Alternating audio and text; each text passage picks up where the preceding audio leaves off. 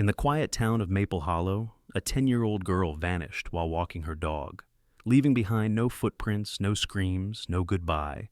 For nearly a year, her name echoed through missing posters and fading hope.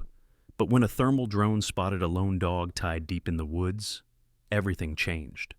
What came next would unravel a secret room, a beloved teacher's terrifying obsession, and the heartbreaking notes of a child still trying to earn her way home. This is the story of a girl who was stolen by silence, until her own words brought her back. The sun rose gently over Maple Hollow, a small town nestled at the edge of the Green Mountain National Forest, where the mist still clung to the treetops like a veil reluctant to lift. Clara Bennett stood barefoot in her kitchen, stirring honey into her tea, while the morning news murmured low from the TV. Outside, the world shimmered in quiet gold, and her daughter, 10-year-old Lila, was bouncing down the front steps with her backpack slung over one shoulder, and Max, their golden retriever, tugging playfully at the leash. "Only around the trail loop, Mom. Back in 20 minutes, Lila had called, her voice bright, innocent, brimming with the unshakable confidence only children still possessed. Clara smiled, raising her mug in acknowledgement, unaware that it would be the last time she saw her daughter's face framed by sunlight, the last time she would hear that voice unburdened by fear. The trail Lila walked every Saturday morning was no more than a gentle path snaking behind their neighborhood, safe, familiar, part of a routine Clara had never questioned. But 20 minutes passed, then 30, an hour, and the quiet that once soothed her now felt suffocating. Clara stepped outside, expecting to see Max bounding back or Lila's curly hair bobbing over the fence line. But there was nothing. No bark, no laughter, no small footsteps crunching gravel. By noon, she had searched every corner of the neighborhood, every shortcut Lila ever took, her calls echoing through trees that didn't answer. She called the police at 12:47 p.m., her voice thin with panic. Officers arrived, their notebooks and uniforms unable to mask the dawning concern in their eyes. Search teams formed quickly, volunteers from town, local scouts, firemen, neighbors. Dogs sniffed worn sneakers, helicopters buzzed above the pines, and volunteers combed through thick underbrush until nightfall. They found nothing. No shoe, no leash, no sign of struggle. It was as if the woods had simply swallowed her. Days turned to weeks. Rumors crept in. Maybe she ran away. Maybe the dog dragged her off and she fell. Maybe she was taken. Clara stopped sleeping. The scent of Max's bed made her cry. Every knock on the door made her heart race. Birthday presents remained unopened. At school, Lila's desk sat untouched, a silent monument to the girl who used to draw shooting stars in the margins of her math worksheets. The case went cold. Every month, detectives sent Clara an update. Cold language, colder faces, nothing new. No evidence, no suspects. They had canvassed the neighborhood, the woods, the logging trails, even the riverbank downstream. All dead ends. Clara refused to move on. She didn't change Lila's room. Didn't cancel her art class enrollment. She still left the porch light on, just in case.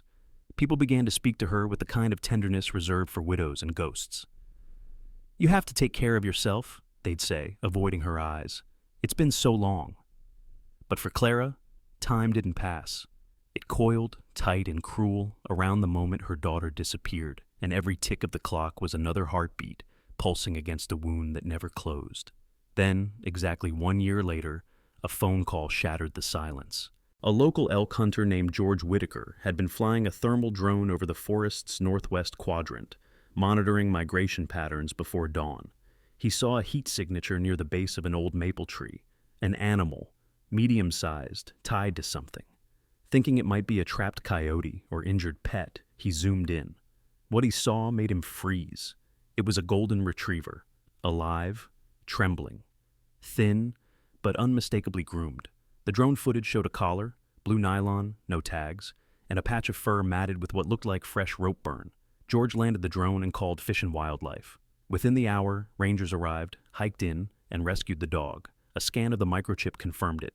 Max, Clara's Max, the one that vanished with Lila. When Detective Emily Hart arrived at Clara's doorstep that morning, her breath clouding in the cool air, Clara knew. Not everything, not yet, but she knew something had changed. Hope, that terrible, fragile emotion she had learned to cage, uncoiled inside her like a snake reawakening. "He's alive," the detective said softly, and we believe he's been cared for. Cared for. Not wild, not starved, not lost. Clara's hands trembled as she grabbed her coat. Questions swirled. Who had him? Where had he been? Why now? But only one thought rang louder than the rest. If Max survived, then maybe, just maybe, so had her little girl. Clara's knuckles turned white as she clutched the dashboard of Detective Hart's SUV, the trees blurring past the window like watercolor smudges of green and gray. They were headed north along Hollow Ridge Road, the winding route that bordered the Green Mountain Forest, the place where Max had been found, and possibly the last place her daughter had breathed fresh air. Neither woman spoke during the drive. Words had become brittle things, liable to shatter if used too soon. Instead, Clara stared straight ahead, caught between desperation and disbelief. How could Max have survived an entire year alone in the forest? And what did it mean that someone had clearly fed him, cared for him, changed his collar? That thought alone pulled at something primal inside her. If someone had taken the time to keep Max alive, had they also kept Lila? The SUV finally turned into a gravel driveway leading to the Northern Vermont Emergency Veterinary Center, where a blue sign swayed gently in the breeze beside a field of wildflowers. Clara flung the door open before the car fully stopped and rushed through the glass doors, the sound of her boots on linoleum echoing like a war drum. The receptionist stood quickly and pointed to an exam room down the hall, no questions asked, her eyes already filled with understanding. Clara burst through the door and saw him. Max, her Max, laid gently on a padded table, fur thinner, muzzle streaked with gray, but unmistakably her daughter's faithful companion. "He's sedated," said a soft voice beside her. Dr. Rosalie Kern, a woman in her 50s with crow's feet and steady hands, stepped back to give Clara room. "Just enough to keep him calm while we run vitals. But he's strong and lucky. Incredibly lucky." Clara crossed the room in a daze, dropping to her knees beside the table, running her fingers through Max's tangled fur. He smelled of pine and damp earth, and something else. Artificial, like cheap soap or kibble from a plastic bag. "He's alive," she whispered, barely able to form the words. "I never thought—" Her voice caught in her throat.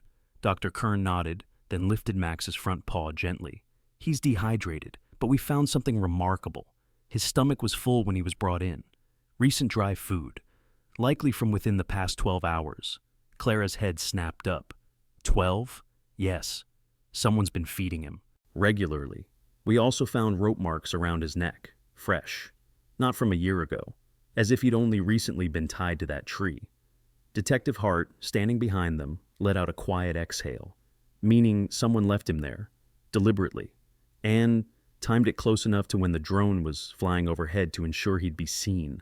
Clara looked from Max to the detective. "You think it was a message?" Hart met her gaze evenly. "Or a mistake?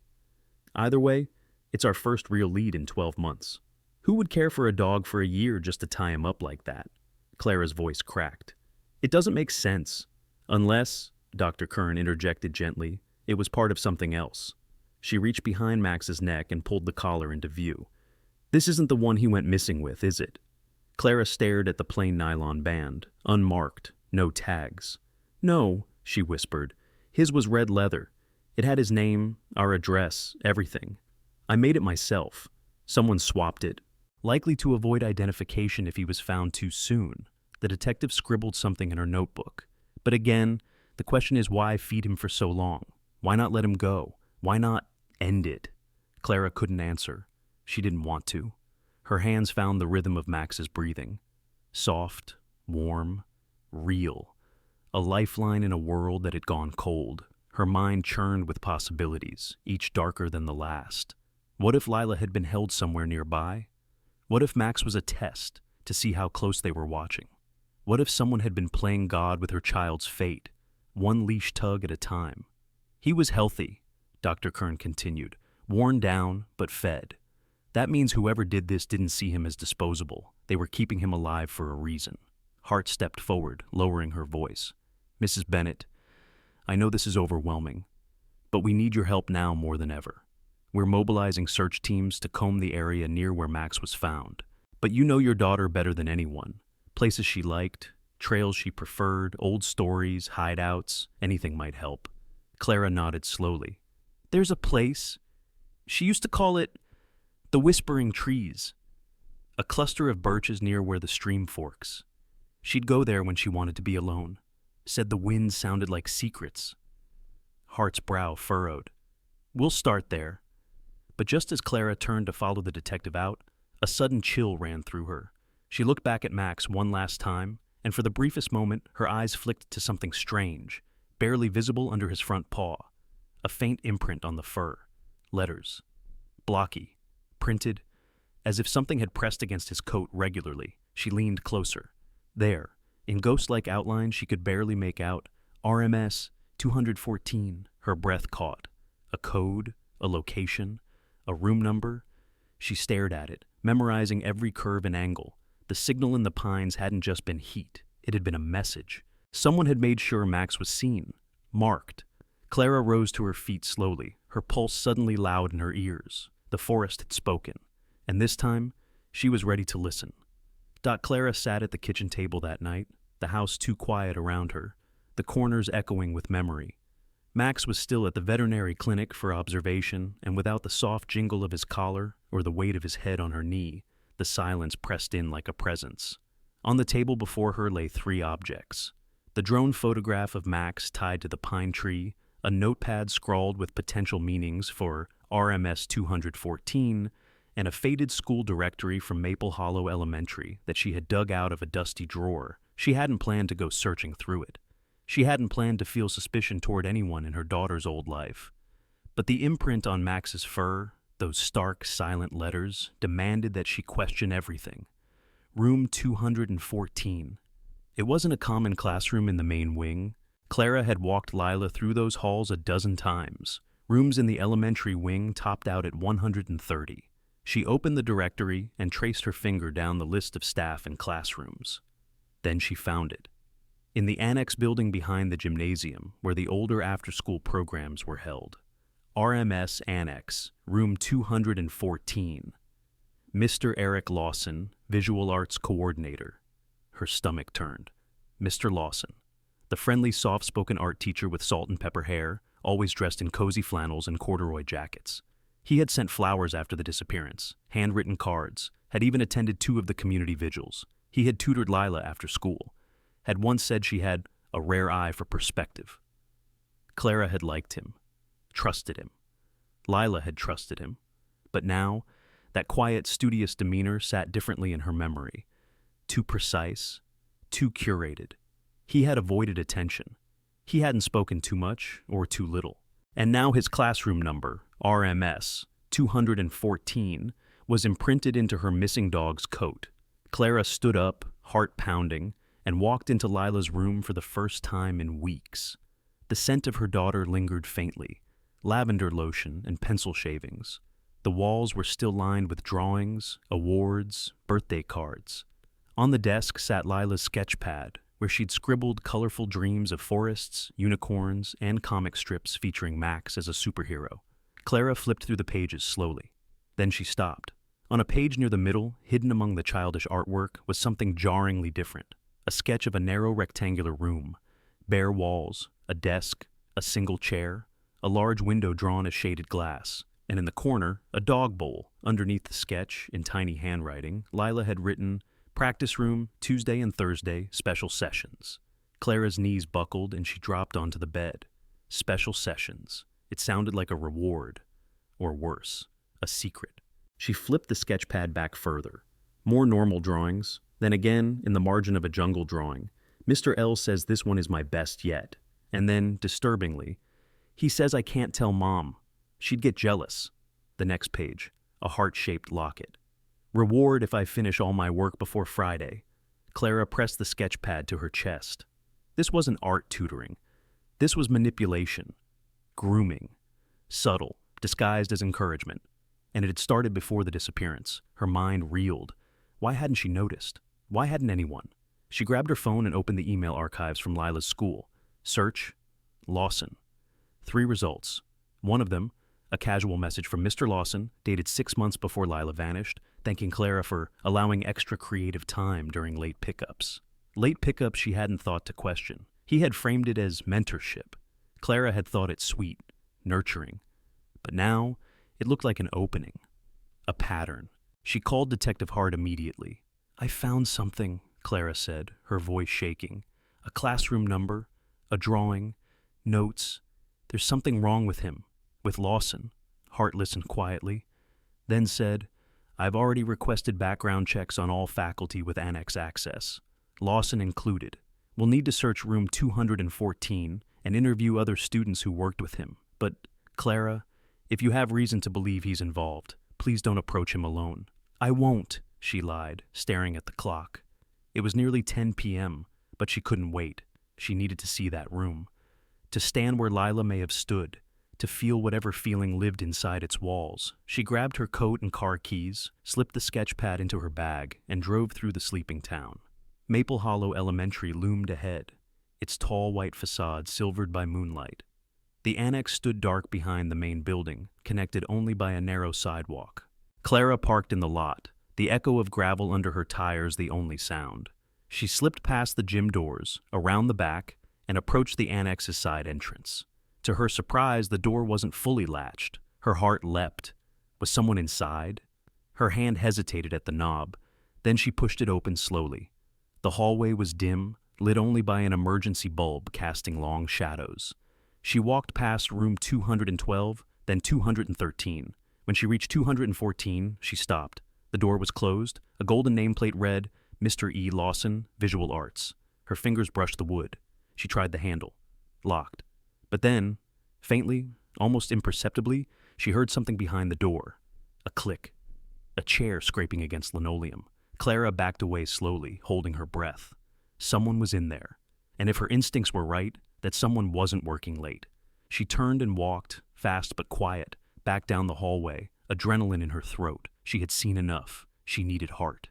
Needed backup. As she reached the parking lot, she glanced back once more at the silent annex, room 214 behind its locked door. Somewhere in her gut, a mother's fear twisted into something else, something sharper. Resolve. If Lawson had taken Lila, then she was getting her daughter back. Dot. The morning after her late-night visit to room 214, Clara awoke with a raw ache in her chest. The kind that didn't come from fear, but from the sickening certainty that something had been wrong all along, and she'd missed it. Her mind was still racing from the soft sound she had heard behind that locked classroom door, the subtle confirmation that room 214 wasn't just a place for art instruction, but a part of something far more sinister. She hadn't told Detective Hart yet. She couldn't. Not until she was absolutely sure. Not until she found a way to prove what she felt deep in her bones. That Mr. Lawson, the mild-mannered teacher with his quiet smile and paper-thin voice, knew far more about Lila's disappearance than he had ever let on. At 8:40 a.m., Clara stood once again at the school's entrance, this time not as a parent, but as a mother hunting for the truth. She had called ahead to speak with the principal, Miss Danvers, under the pretense of wanting to thank the staff for renewing the search efforts after Max's discovery. But her true motive was clear: to get closer to Lawson. To watch him, to listen. Miss Danvers welcomed her with tired eyes and a warm but distracted smile. "It's been quite a week, hasn't it?" she said gently, leading Clara to the teacher's lounge, where a small gathering was happening before classes began. "We're all hoping Max's return brings answers." Eric was especially shaken. He taught Lila in 2 after-school programs, you know. Clara nodded politely, her eyes already scanning the room. And there he was, Eric Lawson, standing near the coffee machine, pouring a cup with slow, precise movements. He wore the same kind of outfit he always did: brown corduroy pants, a forest green wool sweater, and a watch with a worn leather strap. His posture was relaxed, but Clara noticed how his eyes flicked up and met hers almost instantly, and for a beat too long, his smile froze. "Clara," he said smoothly, setting down his mug, "I heard about Max. What a miracle. I can't tell you how relieved I was when I found out." His voice was calm, measured, too calm. "I imagine Lila would have been thrilled to know he's okay." Clara's breath caught in her throat. Would have been. Past tense. "She will be," Clara replied firmly, "because we're not done searching. Not even close." Lawson nodded, sipping his coffee. "Of course. And if there's anything I can do, Actually, Clara cut in, there is. I was going through some of Lila's things and found her old sketch pad. There are drawings of your classroom, the prep room. She mentioned something about special sessions on Tuesdays and Thursdays. Lawson's eyes didn't change. He didn't blink, but his hands subtly tightened around the coffee mug. Oh, he said lightly. Yes, those were just open studio hours. Students could come by to work on personal projects, completely optional. She really admired you, Clara continued, her voice low, watching him closely. She said you told her she was special, a flicker, there, in his eyes. Just a flash of recognition, or something deeper? Well, she was, Lawson said, voice quieter now, incredibly gifted for her age. Before Clara could reply, the bell rang, and teachers began filing out. Lawson nodded to her again and said, If you'd like to see the art room again, I'm always happy to give a tour. Actually, Clara said quickly, I would. I'd like that very much. He led her down the hallway, back toward the annex. Her pulse quickened with every step. He unlocked the door to room 214, motioned her inside. The classroom was neatly arranged. Posters of Van Gogh and Frida Kahlo on the walls, paintbrushes in jars, projects pinned to corkboards. At first glance, it was exactly what a child's art room should look like. But Clara's eyes were searching deeper. Corners, lighting, storage cabinets. He spoke in an even tone, gesturing toward a clay sculpture Lila had worked on months before her disappearance. She was working on this the week before. His voice trailed off. Before? Clara pressed. Lawson turned toward her slowly. Before we lost her. Clara stepped away from the sculpture and pointed to the side door, barely noticeable unless one knew where to look. What's that? She asked. Oh, he said, as if surprised she noticed. That's the prep room, where I store materials and sometimes let the older kids work when the main room is crowded, locked during the day. May I see it? She asked, keeping her voice steady. Of course, he said, after a beat too long, fishing a second key from his keyring. The prep room was smaller, windowless, lined with shelves and supply bins, a sink in one corner, an old drafting table in another. On the wall hung a whiteboard with faint eraser marks. Clara stepped inside. The smell was different here, faintly metallic, vaguely sterile. Her gaze fell on a large plastic tub marked Outreach Supplies Summer, but inside were art books, laminated charts, and a half-used packet of colored pencils with Lila's name written in faded ink on the box. Her fingers froze on the edge. She loved this space, Lawson said behind her. Said it made her feel calm. Clara turned around, her hands still on the bin. Did you ever let her come in here alone? Of course not, he replied instantly. Policy doesn't allow students in unsupervised. His voice was still soft, but something behind it was hardening. But I think this is enough for one day, Clara. I'm sure this is difficult. She stepped back into the main classroom slowly, her mind racing. Yes, thank you for your time. Always, he said, his smile cool and unchanging. As Clara walked back toward her car, the air seemed to close around her. Her heart thundered. Everything in that room had been curated to look normal, but it wasn't. Lila's name on that box of pencils hadn't faded naturally. It had been scrubbed, partially erased. Someone had tried to remove it. The prep room had no window, and the smell, that wasn't art glue or turpentine. It was bleach. And that soft, clicking sound she had heard days before behind the locked door, it wasn't in her imagination. She could feel it now, certain and sharp. Room 214 was a cover. Mr. Lawson wasn't just a man with a paintbrush and a lesson plan. He was hiding something behind his canvas of calm. Something only Clara, through a mother's eyes, could finally begin to see. The sky over Maple Hollow was turning a heavy gray when Clara returned home, her keys shaking in the lock, even though her fingers were steady. That steadiness wasn't calm. It was a strange, clenched determination that had settled in her bones like armor. She knew now. She didn't have hard proof, not yet, but she knew. The prep room, the erased name, the too perfect script Lawson recited like lines in a play, it was all a carefully constructed lie. And if she was going to pull it apart, she needed to stop thinking like a mother and start thinking like a detective. Or, more accurately, like her daughter. Lila had always been organized, meticulous, and quietly clever in ways that belied her age. When she was 7, she created her own spy club, complete with a cardboard badge and a list of hiding spots for secrets in the house. Clara hadn't thought much of it then, just childhood games. But now, Every forgotten detail felt like a breadcrumb. She stepped into Lila's room and looked around with fresh eyes, moving past the desk and drawers, past the obvious places the police had checked a year ago. Her gaze fell on the low bookshelf near the closet, half filled with sticker-covered notebooks and glittery binders. At the far edge of the bottom shelf, nearly tucked behind a worn copy of Charlotte's Web, was a spiral notebook with a faded purple cover and a unicorn smiling from beneath a rainbow. Clara hadn't seen it before, or maybe she had and dismissed it. But now it glowed in her vision like a flare. She pulled it out and opened the cover. Inside were doodles, hearts, stars, and words that tightened her chest the moment she read them. This book is just for me and Max, no one else, not even Mom. Secrets only. The first pages were innocent enough, stories about imaginary kingdoms, games she wanted to play, lists of snacks she loved. But then, about a quarter through, the tone shifted. The handwriting grew tighter, more careful. The sentences started with, "Mr. L said," over and over. "Mr. L said I'm smarter than other kids. Mr. L said I learn better in quiet places. Mr. L said I'm not like them." Then, "Mr. L said I should stay after school on Tuesdays because the other teachers don't care if I learn." Clara's breath hitched. The same Tuesdays and Thursdays she remembered leaving dinner on the stove, working late shifts at the clinic. She turned the page. "He said, we have to keep our sessions private because some people are jealous of talented kids." Another page. "Mr. L brought me a bracelet with pink beads today. He said it's for his favorite student. He said not to show Mom because she'll think it's unfair to the other kids, but it's special, just for us." Clara's hands shook.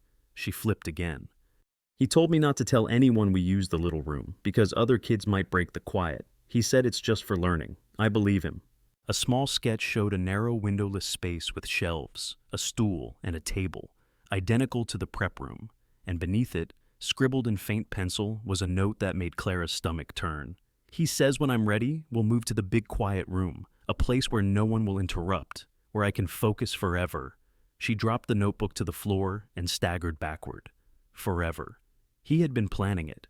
Grooming her, isolating her, building a world where obedience was repackaged as discipline, and silence became a virtue. Lila had written it all down, not as a cry for help, but as a child desperate to believe the adult who had convinced her that secrecy meant love. Clara picked the notebook back up, held it to her chest. She wanted to scream, but instead she grabbed her phone and called Detective Hart. "I have something," she said breathlessly. "A notebook. It's hers. It's filled with details, names, schedules, private sessions, the prep room, the pink bracelet." "You still have it?" Hart's voice was instantly sharp. "Don't let it out of your sight. Bring it to the station. I'll call the school board and request an emergency search warrant." "He's covering his tracks," Clara said, her voice trembling. "I saw it. Her name on the pencil box in the prep room. It had been scrubbed off. He's erasing her." "Not anymore," Hart replied. "We'll find him before he has time to hide the rest." Clara hung up and looked out the window. The rain had started falling in soft vertical lines, blurring the trees beyond her yard. A cold shiver ran through her despite the warm room. She turned to Max's dog bed in the corner, still empty. He was the only reason they had a trail at all. His survival, his quiet loyalty, his presence a living witness no one had expected. And now, Lila's own words had joined his voice. Silent for a year, and yet still speaking through paper and pencil, she was calling out from the darkness. Clara slid the unicorn notebook into her purse like it was evidence. And it was. A map. A confession. A breadcrumb trail her daughter had unknowingly left behind. And in that moment, Clara no longer felt like she was chasing ghosts. She was chasing truth. And she wasn't alone anymore. The police station in Maple Hollow was an unassuming brick building tucked between the library and a post office, its exterior plain but solid, like so many things in the town that projected comfort while hiding rot. Clara sat in the small interview room, the unicorn notebook laid gently on the metal table between her and Detective Hart, who had been reading it silently for 20 straight minutes, her face unreadable. Outside the glass window, the sky had turned to cold steel, and thunder growled somewhere far off, like a warning approaching from the edge of the world. When Hart finally looked up, her eyes were no longer neutral. They burned with purpose. "This," she said, tapping the notebook, "is enough to escalate."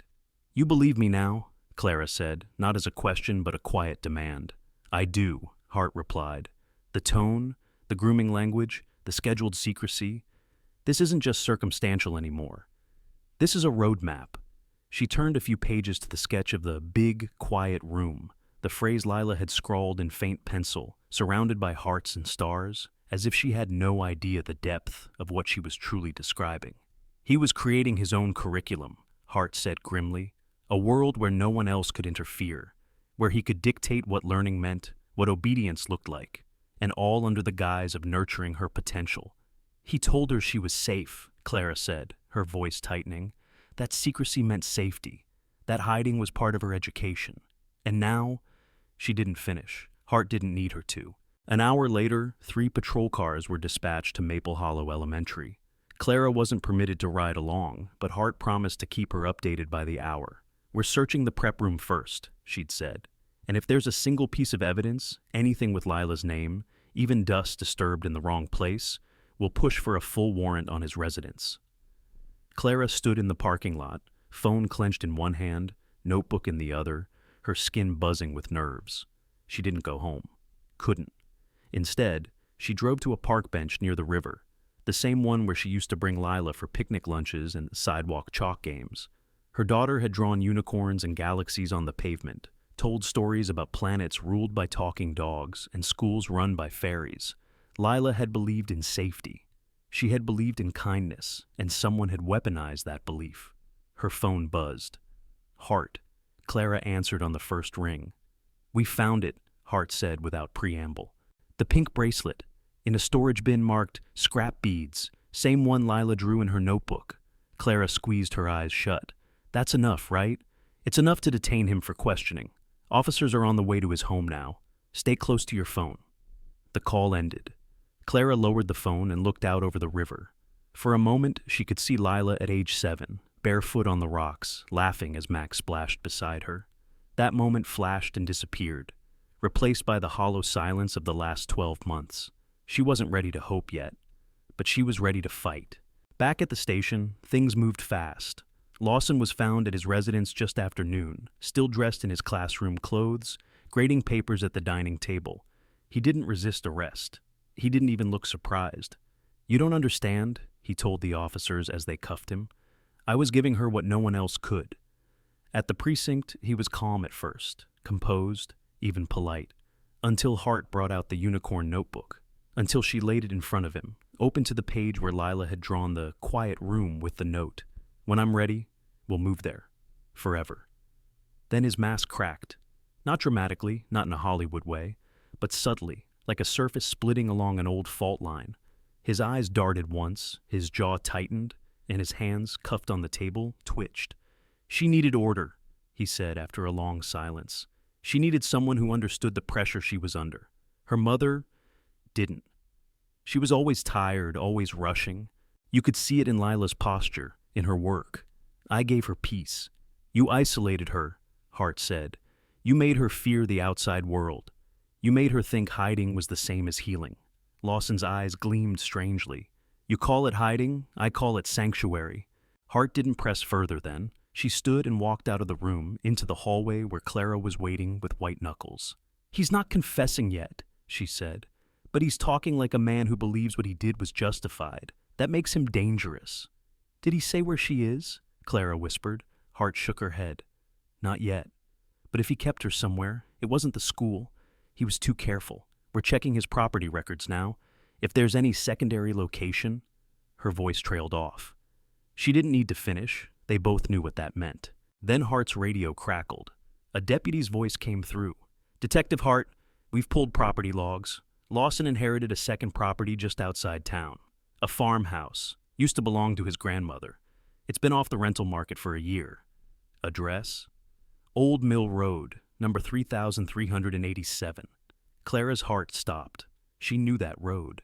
It ran along the edge of the old forest trail, Lila's favorite shortcut before her morning walks. Take me there, Clara said. Hart hesitated. Clara, I'm not waiting this time. Hart looked into her eyes, saw the truth of it, and nodded once. As the cruiser sped through town, Clara gripped the unicorn notebook tight against her chest.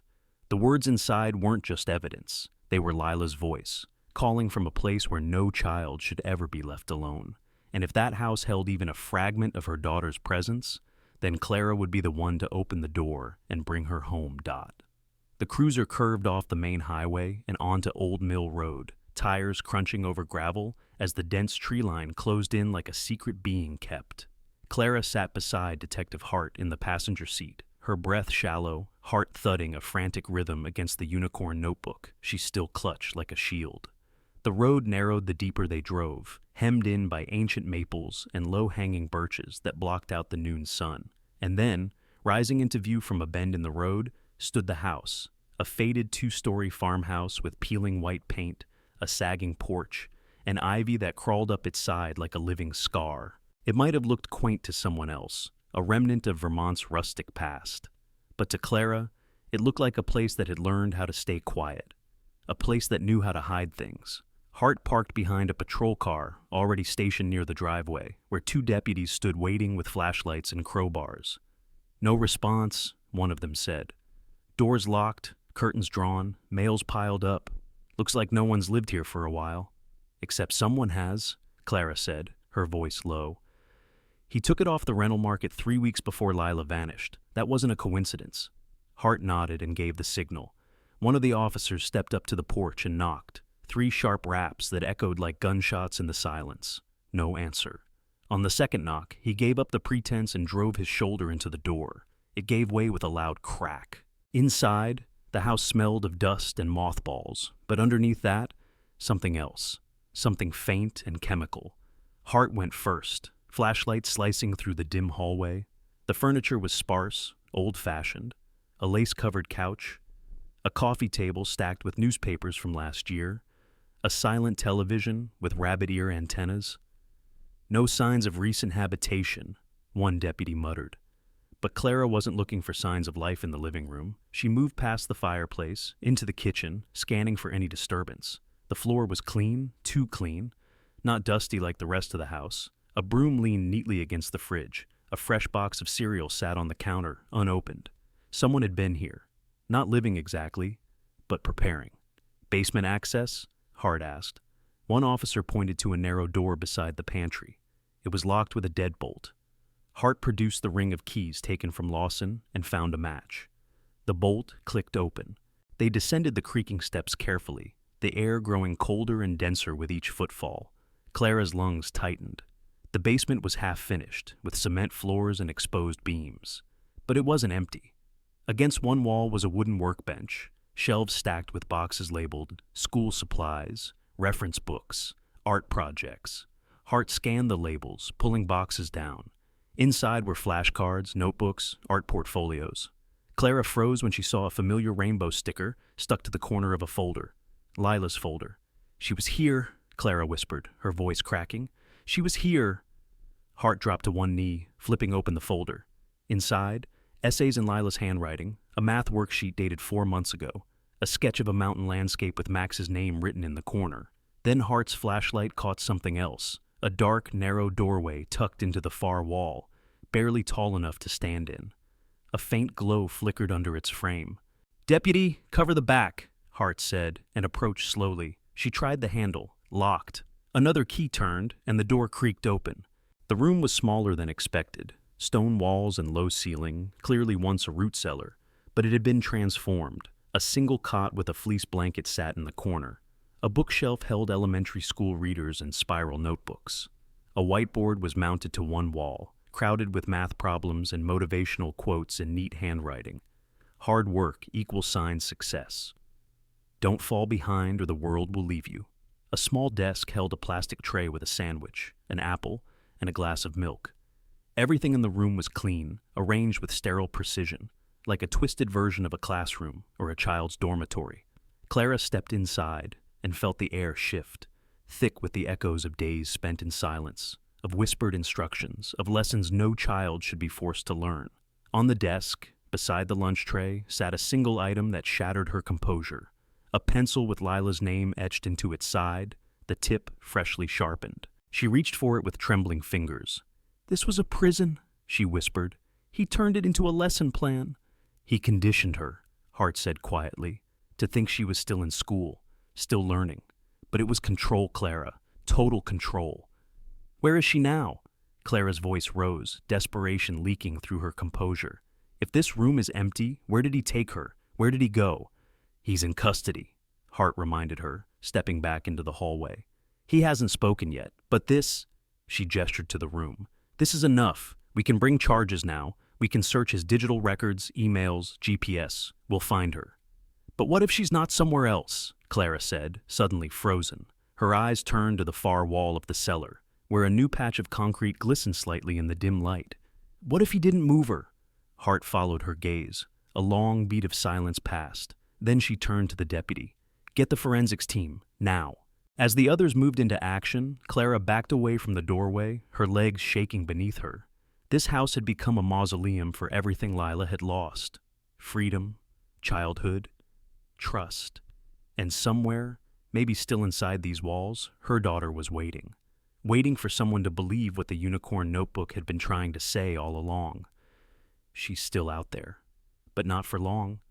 Dot rain pattered softly against the windows of the old farmhouse as the forensics team arrived, carrying equipment in plastic cases and walking with grim purpose. Clara stood in the kitchen, drenched in silence, watching the thin line of condensation gather on the glass. Downstairs, the root cellar had been sealed off with yellow tape, and Hart was speaking rapidly into her phone, coordinating with excavation experts and forensic analysts. But Clara couldn't stay still. Her hands itched with the weight of stillness, her chest pressed with too many unanswered questions. She moved down the hallway, away from the kitchen, past the dining room, and into a narrow corridor that veered right, a part of the house she hadn't explored yet. The walls here were different. Older, covered in flaking wallpaper that peeled like dried petals, revealing cracked plaster beneath. A single bulb flickered above, casting the space in sickly yellow light. At the end of the hallway stood a door that didn't match the others. It wasn't painted. It was wood, unfinished, slightly warped, and padlocked from the outside. Something about it struck her immediately. This was not a door meant for keeping people out. It was designed to keep someone in. Clara stared at the lock for a moment, then turned and called out, "Detective Hart!" Hart appeared within seconds, her brows furrowed. "What is it?" "There's another door," Clara said, stepping aside. Hart approached slowly, flashlight in hand, inspecting the hinges, the lock, the scratch marks near the floor, faint but visible. "Someone's kicked at this," she said quietly. From the inside, one of the deputies arrived with bolt cutters, and with a metallic snap, the padlock fell to the floor. Hart reached for the handle but hesitated. "Clara, I don't think you should—" "I'm going in," Clara said, her voice barely more than breath. "If she's in there, she needs to see me. Not another stranger with a badge." Hart nodded slowly, then stepped aside. The door opened with a low groan, hinges stiff from disuse, and a breath of cold air rolled out like a sigh from something long buried. Clara stepped inside. At first it was darkness, thick, total. Then her eyes adjusted. A faint nightlight glowed from the far corner. The room was smaller than the cellar, but better insulated. Padded floor tiles, a mattress on the ground, shelves with children's books, a small table with crayons, puzzles, laminated vocabulary cards, but no windows, no sounds, no clocks, just a manufactured world built to freeze time. In the center of the room sat a girl, cross-legged, her back to the door. She was holding a notebook and writing with intense focus, her head bowed low. Her hair was longer now, uncut, curling in waves down her back. She wore a sweatshirt 2 sizes too big and socks that didn't match. But Clara knew. She knew without needing to see the face. "Lila," she whispered. The pencil stopped moving. Slowly the girl turned her head. Her eyes met Clara's, and for a moment the world halted. Lila blinked once, then again. Her lips parted, but no sound came. Clara stepped forward, not daring to breathe too hard. "It's me, baby. It's Mom. I'm here." The notebook slipped from Lila's hands. She rose to her feet, one trembling motion at a time. "Mom?" Her voice was hoarse, disused, fragile. "Is it really you?" Clara broke then. Her composure, her resolve, it shattered like glass. She rushed forward and dropped to her knees, pulling Lila into her arms. "I never stopped looking," she choked. "Not one day. I never gave up." Lila clung to her, arms stiff at first, then slowly melting, collapsing into her mother's chest, as though she'd been holding her breath for an entire year. Behind them, Hart stepped into the room and signaled the paramedics waiting just outside. "We have her," she said into the radio. "She's alive. Repeat, the girl is alive." Lila was taken to the ambulance gently, shielded from the rain with a police blanket, her tiny hands clutching Clara's tightly. As they rode together in the back of the vehicle, Clara looked down and noticed the notebook still in her daughter's lap. It was filled with neat, careful handwriting. Assignments, lessons, a schedule written over and over. 6 a.m. wake up, 7 o'clock math, 9 o'clock reading, 11 o'clock science. Every day, for months. "He said if I stopped," Lila whispered, "I'd fall behind. He said I wasn't ready to go back yet. He said the world would just confuse me." "He was wrong," Clara said firmly, brushing hair from her daughter's face. "You're ready. You've always been ready. You were just never supposed to do this alone." Lila stared at her notebook for a moment longer, then closed it and laid her head against her mother's shoulder. "Can I go home now?" she asked. Clara swallowed the sob rising in her throat. "Yes, baby," she said. "We're going home." But even as the sirens faded and the rain began to wash away the footprints on the porch of that quiet house, Clara knew the road ahead wouldn't be easy.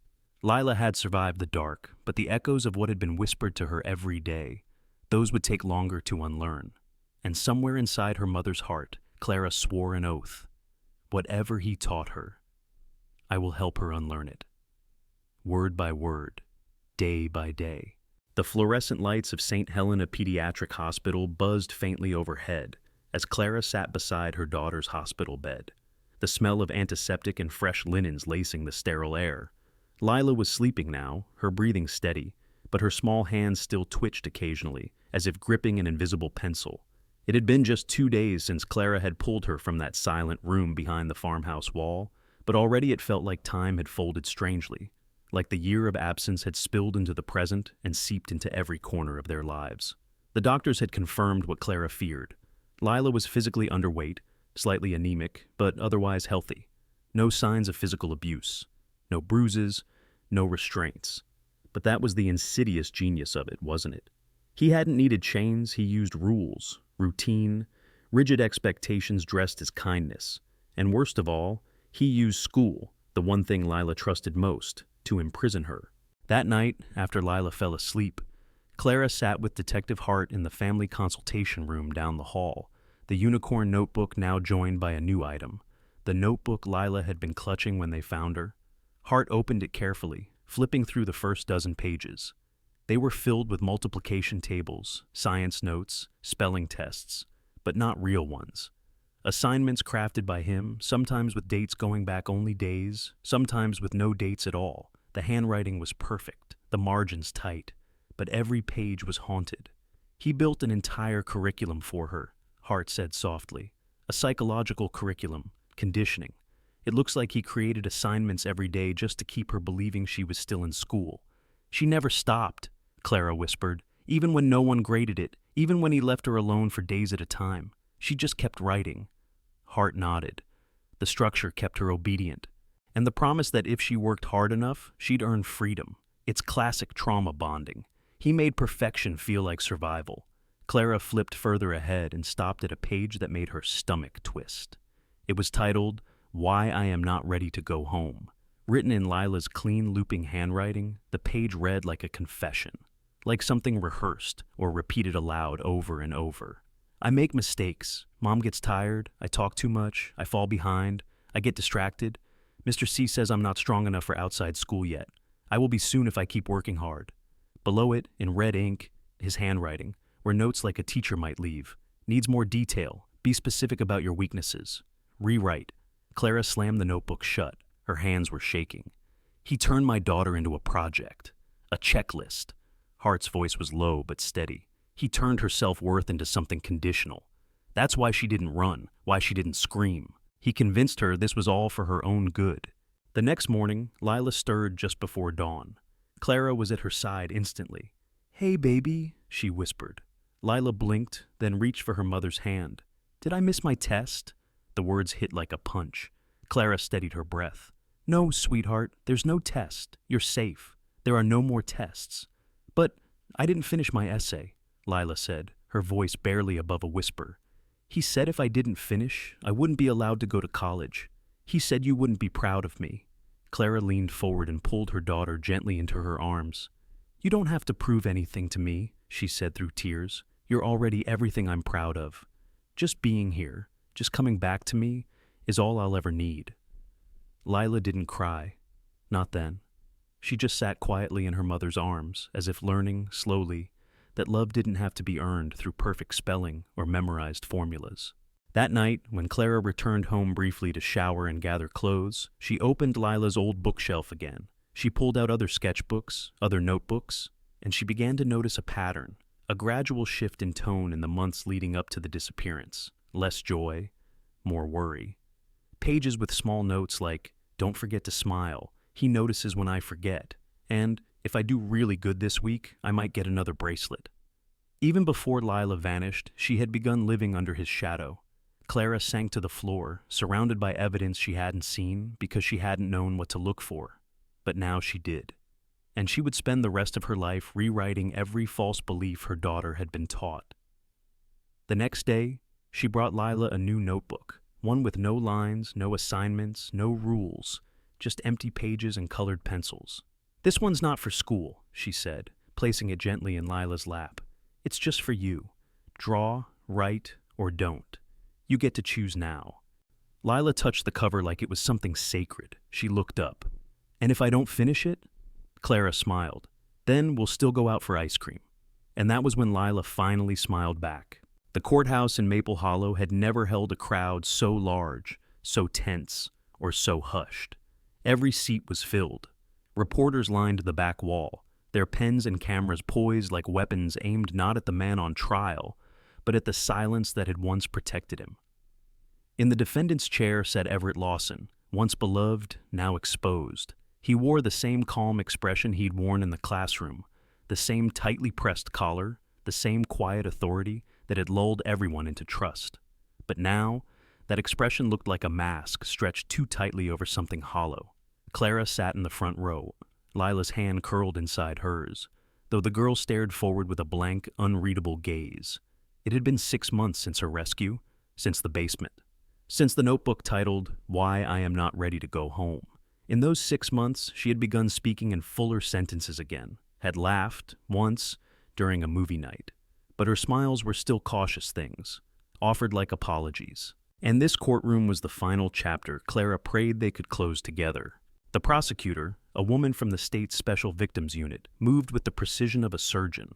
She displayed photographs of the hidden room, laid out Lila's handwritten assignments, like confessionals, and read aloud the timeline of manipulated contact, each moment more damning than the last. And then came the testimony. One by one, parents stepped forward to admit what they hadn't seen. "We trusted him," one father whispered, eyes glassy.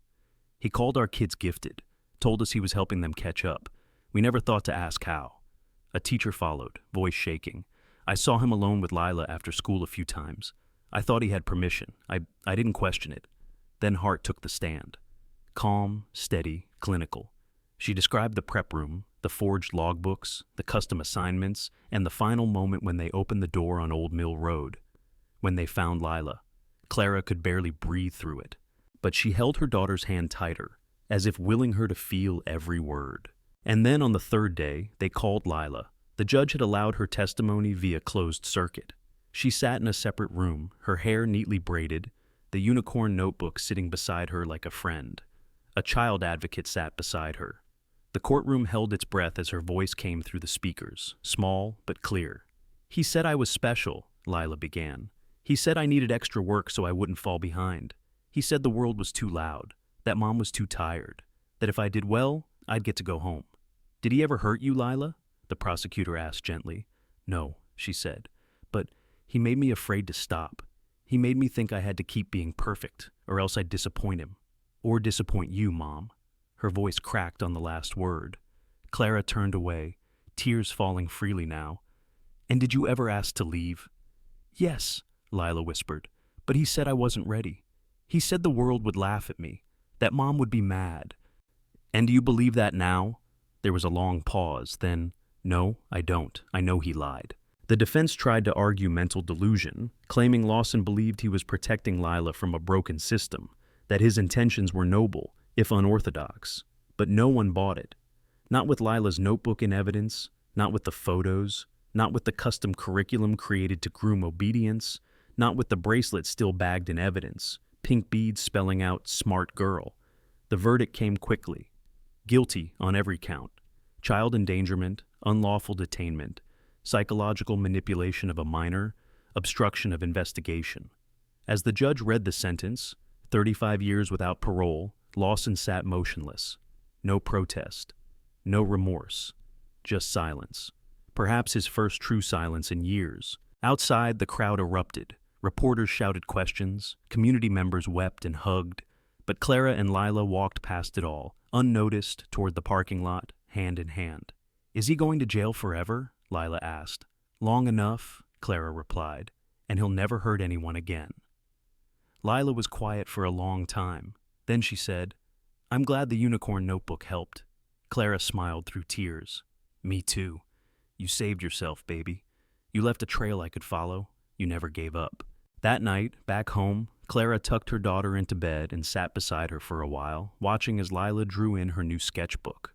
No lines, no assignments, just stars, animals, and wide-open skies. "Do I have to finish these?" Lila asked, not looking up. "Only if you want to," Clara said. "There are no grades here, just your stories." Lila looked up. For the first time, her smile wasn't cautious. It was full. "Then I'll draw a new ending," she said softly. "One where the girl finds the door, and this time, she opens it." Autumn had descended on Maple Hollow with quiet dignity, painting the trees in hues of fire, amber, rust, and gold. It had been 8 months since the trial, and for the first time in over a year, Clara felt the turning of the seasons not as a threat, but as a return. Still, something remained unfinished. In the quiet of her own mind, a question stirred at odd hours, haunting the edges of sleep. Why that trail? Why her? Lila was healing, slowly, bravely. Therapy sessions had helped her begin to untangle the knots in her mind, and she no longer woke from nightmares every night. But Clara could see it in her posture, in the way she sometimes paused before answering, as if still asking invisible permission. On a gray October morning, Clara made a decision. She packed 2 thermoses of tea, layered Lila in soft sweaters, and together they drove to the old hiking path that wound through the woods behind the elementary school, the same path Lila had taken the day she vanished. "Are you sure?" Lila asked, eyes wide as they stepped out of the car. "Only if you want to," Clara replied gently. I think we both deserve to know. What you saw, what you felt, what led you there." Lila looked up at the towering trees, their canopies trembling in the wind, and after a beat, she nodded. "Okay," she whispered. "I want to remember it my way." The trail had changed little in the year since. The same cracked wooden sign, the same dirt path marked by roots like reaching fingers. Lila walked slowly, her eyes scanning the forest floor, hands deep in her jacket pockets. "It started here," she murmured. "Max and I were walking. He chased a squirrel." She pointed toward a narrow deer trail veering left. "I followed him. I didn't think it was far." Clara followed silently. They moved deeper into the woods, the forest swallowing the sounds of the town behind them. "That's when I saw him," Lila said. "Mr. Lawson. He was just there, like he'd been waiting. He smiled and said, 'Looks like someone found the shortcut to brilliance.' I thought he was joking. I thought he was proud of me."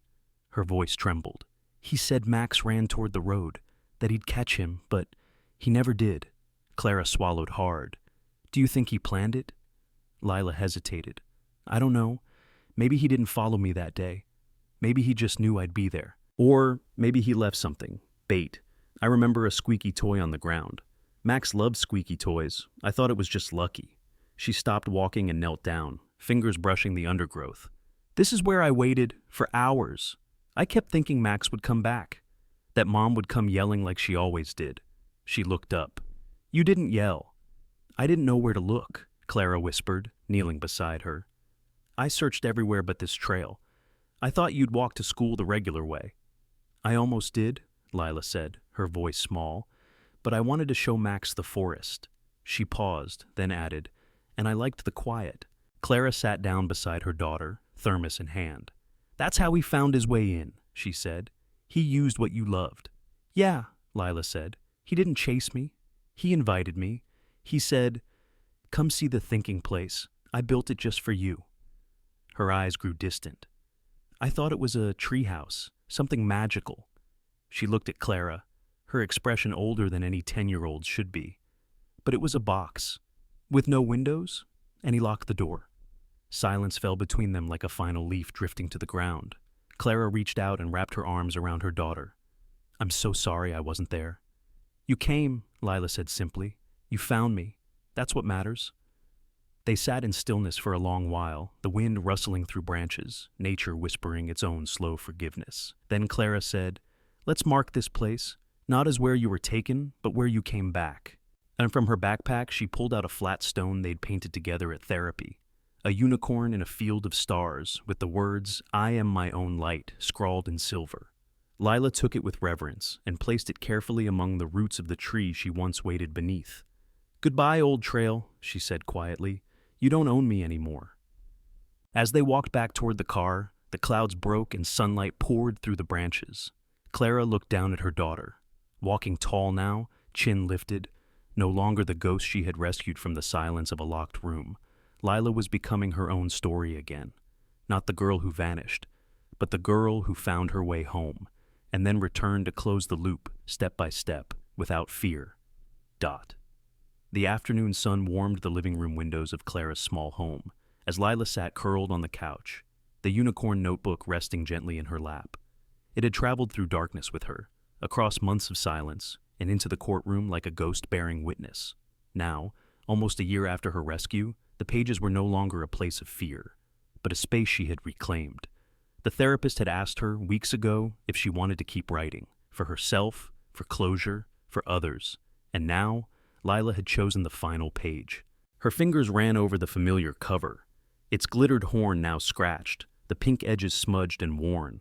But to her, it was beautiful. It had survived. She had survived. With a deep breath, she uncapped her pen and began to write. My name is Lila, and I am not a victim. I am a girl who was taken, but I came back. And if someone tells you that you're not ready, that the world is too big, too scary, too loud, don't believe them. You get to decide when you are ready. You get to decide who you become.